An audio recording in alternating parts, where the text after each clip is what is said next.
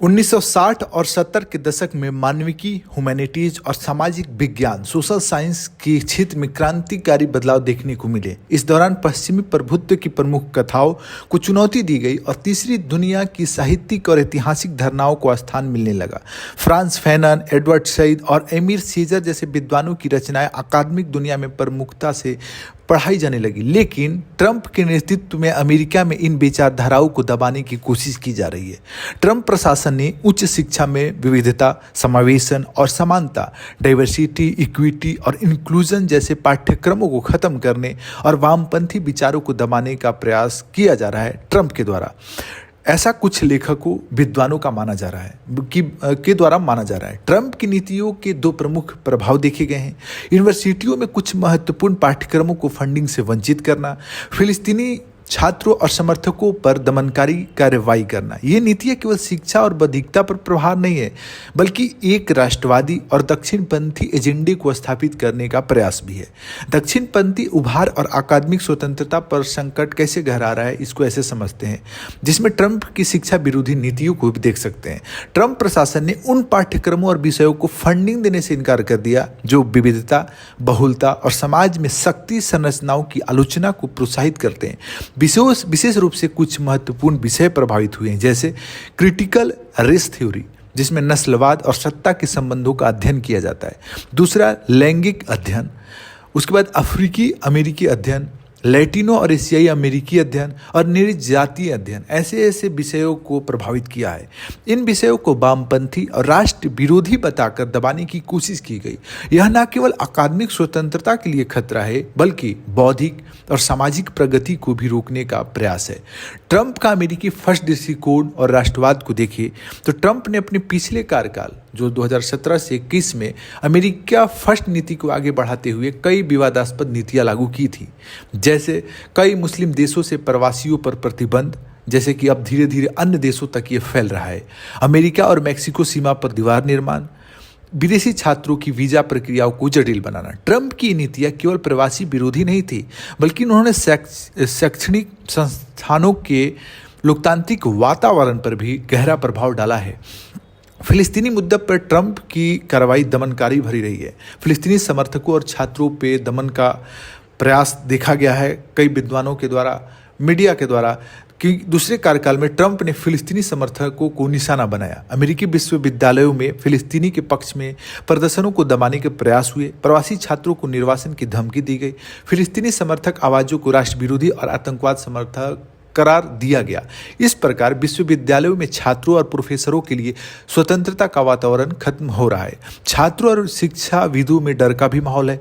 विदेशी छात्रों को वीजा नवीनीकरण में बाधाएं आने लगी। अमेरिकी समाज में मुस्लिम विरोधी और फिलिस्तीनी विरोधी भावनाएं बढ़ी है। ट्रंप प्रशासन ने इसे छात्रों को चुप कराने के लिए कानूनी दबाव और निर्वासन की धमकी दी। अमेरिका में कई शिक्षाविदों और मानवाधिकारों संगठनों ने इस नीति की आलोचना की है, लेकिन सरकार के दबाव के कारण कई विश्वविद्यालय खुलकर विरोध नहीं कर सके। तो क्या ट्रंपवाद एक नया वैश्विक दक्षिणपंथी आंदोलन है? ट्रंप का प्रभाव केवल अमेरिका तक सीमित नहीं है। उनके विचारों ने दुनिया भर में कई दक्षिण नेताओं को भी प्रेरित किया, जैसे ब्राजील में बोल्सोनारो, हंगरी में विक्टर ओर्बान और भारत में भी अतिराष्ट्र का उभार देख सकते हैं। इन सभी नेताओं ने राष्ट्रवादी नीतियों को बढ़ावा दिया, जिसमें अल्पसंख्यकों, प्रवासियों और शैक्षणिक संस्थानों पर हमले शामिल थे। बौद्धिक प्रतिरोध की आवश्यकता है। शिक्षा और बौद्धिक स्वतंत्रता की रक्षा कैसे हो सकती है? कई सवाल इस सब चुनौतियों के क्रम में उठकर सामने आती है, जिससे निपटने के लिए दुनिया के विश्वविद्यालयों को, विद्वानों को सामने आना होगा। विश्वविद्यालयों को स्वतंत्रता और विविधता बनाए रखने के लिए संयुक्त रूप से कदम उठाने होंगे। छात्र संगठनों को मानवाधिकारों और अकादमिक स्वतंत्रता के पक्ष में सक्रिय रहना होगा। संयुक्त राष्ट्र और अन्य अंतर्राष्ट्रीय संगठन जैसे यूनेस्को को शैक्षणिक स्वतंत्रता की रक्षा करनी होगी। तो क्या किया जा सकता है? शैक्षणिक स्वतंत्रता में विश्व स्तर पर बौद्धिक समुदाय को एकजुट करना होगा। छात्रों की सुरक्षा के लिए कानूनी सहायता के प्रोविजन मजबूत करने होंगे। विविधता और समावेशन को बढ़ावा देना होगा। विश्वविद्यालयों को स्वतंत्रता के साथ पाठ्यक्रम पढ़ाने की अनुमति देनी चाहिए। सामाजिक जागरूकता फैलानी चाहिए। मीडिया और अकादमिक संगठनों को ट्रंप की नीतियों पर आलोचनात्मक दृष्टिकोण अपनाने के लिए प्रेरित करना होगा। देखिए, अति राष्ट्रवाद के नाम पर आप अपने लोगों पर जुल्म नहीं ढा सकते, लोकतांत्रिक मूल्यों का ह्रास नहीं कर सकते, उसे खत्म नहीं कर सकते। यह जरूरी है कि देश की अखंडता सुरक्षा के लिए सरकार आवश्यक ठोस कदम उठाए, लेकिन इसका मतलब यह नहीं कि अपने लोगों को गलत दिशा में, गलत माइंडसेट में, एक्सट्रीम अतिवादी, अति राष्ट्रवाद की ओर ढकेल दे।